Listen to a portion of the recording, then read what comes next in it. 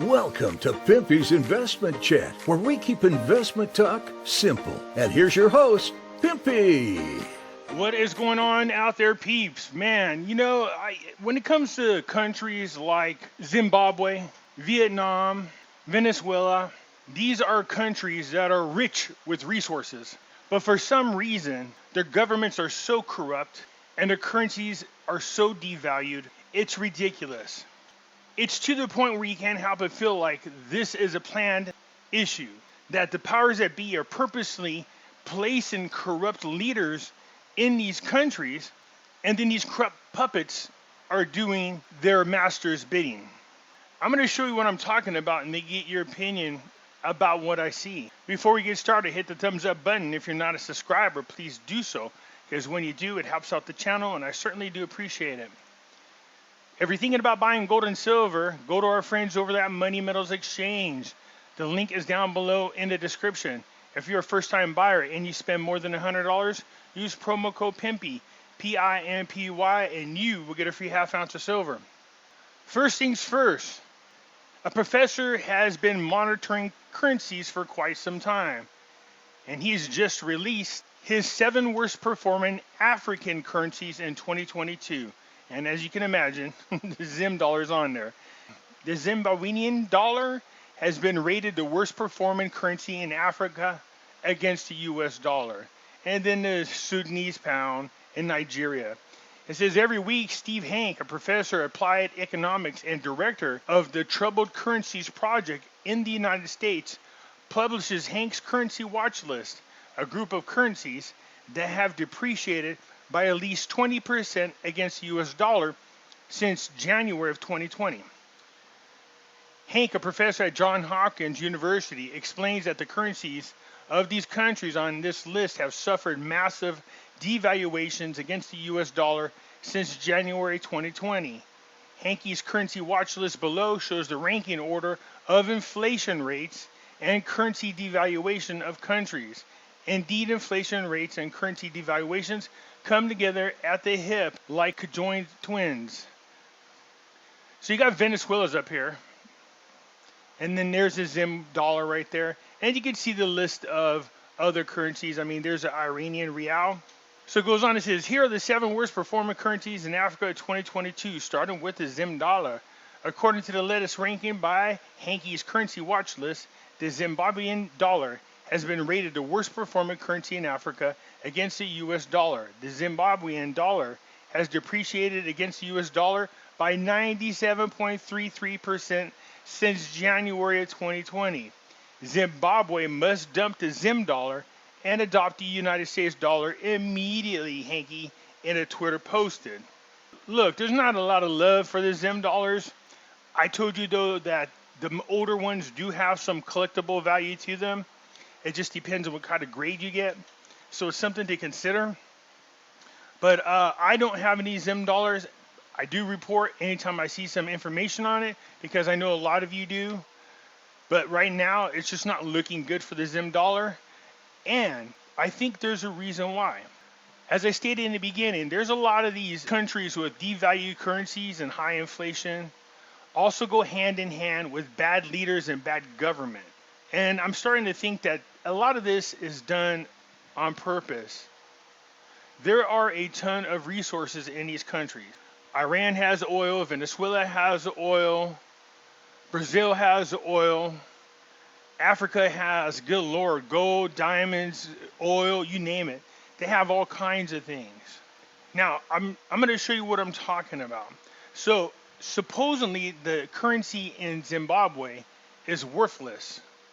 But looky here, Zimbabwe Cyber City project to anchor new capital city. Where is this money coming from? Seriously. Look at this.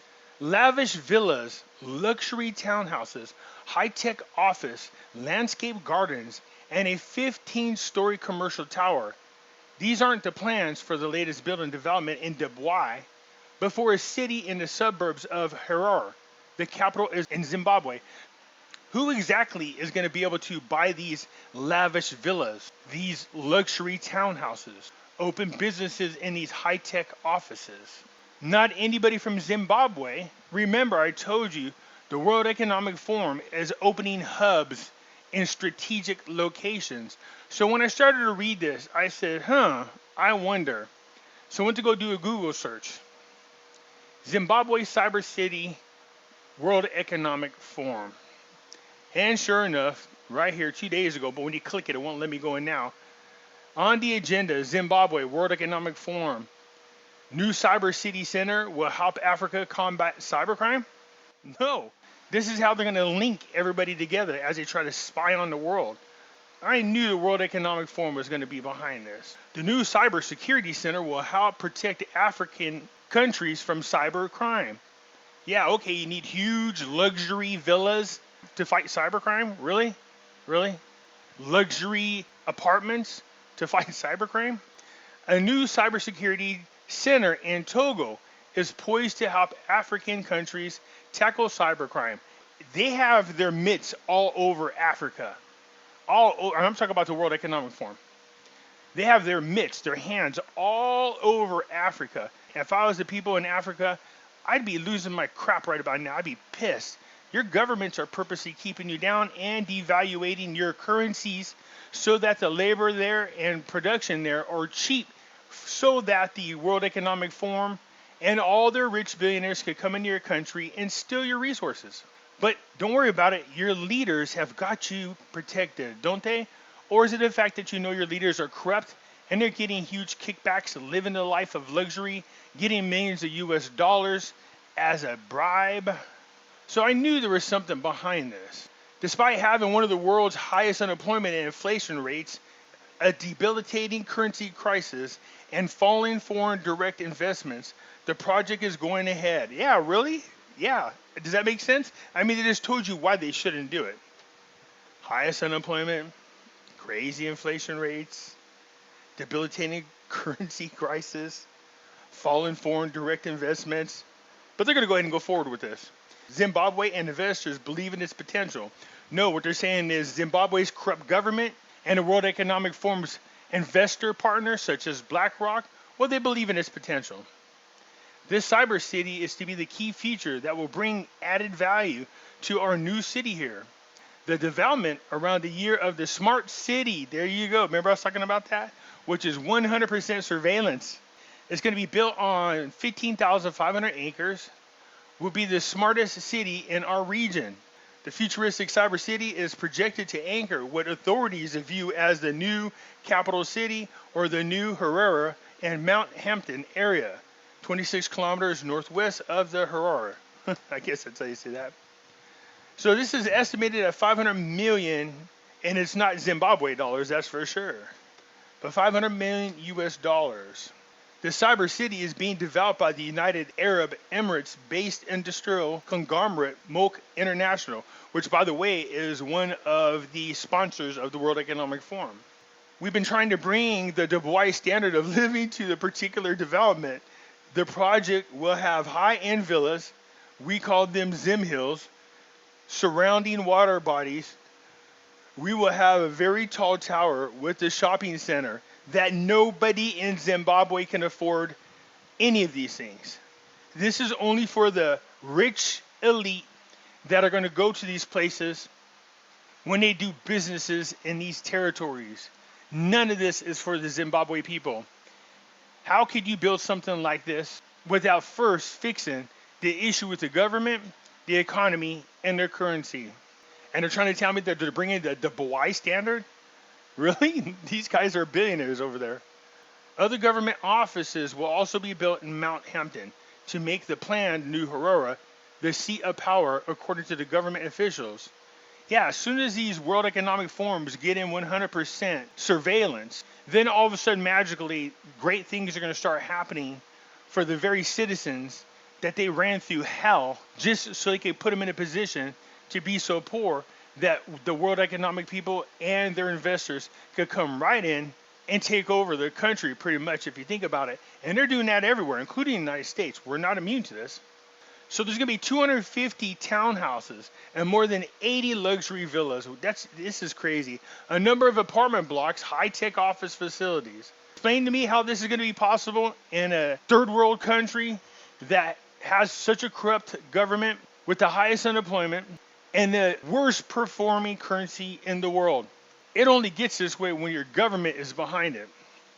Anyways, how does this affect the Zim dollar? Well, that's a good question. But I'm going to go out on a limb here and say that Zimbabwe and their officials have no problems with agreeing to jump aboard on the central bank digital currency. And they're going to call it whatever you want to call it. You see, they're going to give all these different digital currencies different names, but they're all the same thing. They're a digital dollar, no matter what you call it, that is controlled by the World Economic Forum, which is the New World Order. So you see, guys, those of you holding on to Zim dollars, this is the kind of problems that should be upsetting to you, but more importantly, to the people over there in Zimbabwe. Not just Zimbabwe, Africa, and also all around the world. You don't want these people coming in there. Look what they're doing. They have the ability, and they're doing this by working hand in hand with some of the biggest corporations in the world, going around destabilizing governments, devaluing currency with inflation, and burdening future generations for decades to come with debt. All part of the bigger plan. Yeah, it's a shame because a lot of these countries, their people don't have to live the way they do. And that includes Zimbabwe. It's just really sad to see. Anyways, you guys let me know what you think. Is that what's going on? Is the currency devalued because of the World Economic Forum? I mean, this has been going on for a while now. This didn't happen overnight. There's a lot of countries with a lot of rich resources, with corrupt governments that have the worst performing currencies in the world. Anyways, that's it for now. Let me know what you think down below, and I'll catch you later. I'm out.